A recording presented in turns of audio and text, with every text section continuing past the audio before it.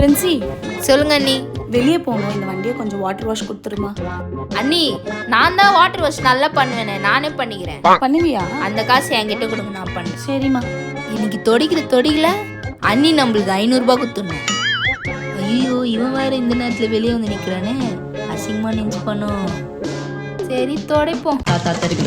நல்லா அழகா ட்ரெஸ் பண்ணும் போது வருமாட்டேன். இந்த மாதிரி வண்டி தொடிக்கும் போது தான் வந்து நின்று அப்பா வண்டி புதுசு மாரி தொச்சு வச்சுட்டோம். ஏய், என்ன பண்ற? என் வண்டியை துடைக்க சொன்னா யாரோ ஒருத்தவங்க வண்டியை தொடச்சிட்டு இருக்க. பைத்தியம், வேலை கூட உருப்படியா செய்ய மாட்டேன். உன்னை நம்பி இந்த வேலையை கொடுத்தேன் பாரு, என்ன சொல்லணும்? என்னது, உங்க வண்டி இல்லையா? ஐயோ, அவனை பார்த்து இந்த வேலையை கோட்டை விட்டனே. அப்ப இது யார் வண்டி? வண்டி தொடச்சதுக்கு ரொம்ப தேங்க்ஸ்ங்க. இந்தாங்க டிப்ஸ்.